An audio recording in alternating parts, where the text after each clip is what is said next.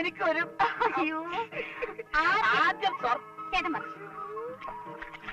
അതെന്ത് പറയണം, എങ്ങനെ തുടങ്ങണോന്ന് എനിക്കറിയില്ല. അറിയില്ലേ പിന്നെ എന്തിനാ ചേട്ടാ എന്നെ വിളിച്ചു വരുത്തി? ഞാൻ അവിടെ നിന്ന് ഇങ്ങനെ ഉറങ്ങത്തില്ലായിരുന്നു. ആദ്യമായിട്ടാണേ തുടങ്ങാൻ ഒരു ബുദ്ധിമുട്ട്. അതിനെപ്പറ്റി വിഷമിക്കണം, ധൈര്യമായിട്ട് തുടങ്ങിക്കും. പറയട്ടെ. അത് പിന്നെ പിന്നെ എന്നാ ഞാൻ പറയട്ടെ. കുളത്തി മുക്കി എങ്ങനെ പൊങ്ങുന്നല്ലേ, അതിനെപ്പറ്റി ഓർത്ത് വിഷമിക്കണ്ട. നമുക്ക് അച്ഛനെ വിളിക്കാം. അച്ഛാ കണ്ടപ്പാ, നീ വന്നിട്ട് ഇപ്പൊ കൊറേ ദിവസമായല്ലോ. ഇതുവരെ ഈ കുളിയും തേവാരും അല്ലാതെ നിന്റെ പ്രതിജ്ഞ എന്തുവായി? ഞങ്ങൾ അതിനുള്ള പദ്ധതികളൊക്കെ ആസൂത്രണം ചെയ്തോണ്ടിരിക്കുക. എവിടെ? കുളത്തില്? മനസ്സില്. എത്രയും പെട്ടെന്ന് അമ്മച്ചാന്റെ പൊലകുളി നടത്താനുള്ള പദ്ധതി ആവിഷ്കരിക്കും. എന്നിട്ടാവാ ഇനി കുളി. അപ്പൊ എനിക്ക് ഈ ജന്മം കുളി. നിന്റെ പ്രതിജ്ഞ നിറവേറ്റിയാൽ സ്വർണം നിനക്കുള്ളതാ. എത്ര പവൻ?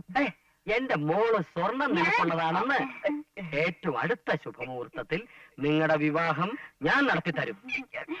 മോളിഞ്ഞു വാ, ഞാൻ ഒരു കാര്യം പറയട്ടെ. ഞാൻ ഒരു കാര്യം പിന്നെ പറയാം, കുളിക്കട്ടെ. നീ വാ, നീ കുളി. അയ്യോ, നീ കുളി കുളി കുളി. ഇങ്ങോട്ട് പോടി. കനകം, മച്ചാനെ ഓടിക്കാൻ മരങ്ങോടൻ കണ്ണപ്പനെ കൊണ്ടുവരാൻ ഉദ്ദേശിച്ച നീയല്ലേ? അതുകൊണ്ട് അവൻ വന്നല്ലോ. എന്നാലേ അവൻ മച്ചാനെ വിട്ടിട്ട് നിന്റെ മോളെ തപ്പും. തപ്പിയാൽ എന്താ? അച്ഛനല്ലേ പറഞ്ഞ കണ്ണപ്പൻ എന്നെ കൊണ്ട് എന്നെ കെട്ടിച്ചേരാന്ന്. എന്നും പറഞ്ഞ് നീ അവൻ കുളിക്കുന്ന നോക്കിക്കൂടി. കുളിക്കുന്ന നോക്കി നിന്നാലെന്താ? കുളിക്കുന്ന നോക്കി നിന്നാൽ എന്താ? എന്റെ ദൈവമേ, ഞാൻ അന്നേ പറഞ്ഞതാ. നീ എന്തോ പറഞ്ഞു? കൂടെ പോയി കുളിക്കണമെന്നോ?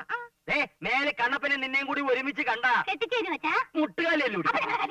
ഒരു കാര്യം ഞാൻ പറയാം, ആ മച്ചാനെയും പെണ്ണിനെ ഇവിടെ ഓടിച്ചു വിടാൻ വേണ്ടി നിന്നെയല്ലേ എവിടെ വരെ ഞാൻ ആരുടെ കൂടെ കെട്ടിച്ചു വിടാൻ പറയും. പക്ഷെ അത് പറച്ചില് മാത്രം. അത് കേട്ടോണ്ട് രണ്ടുപേരും അഴിഞ്ഞാടം നടന്നാലേ കുത്തിയെരിഞ്ഞ് കുളത്തിലെറിയും.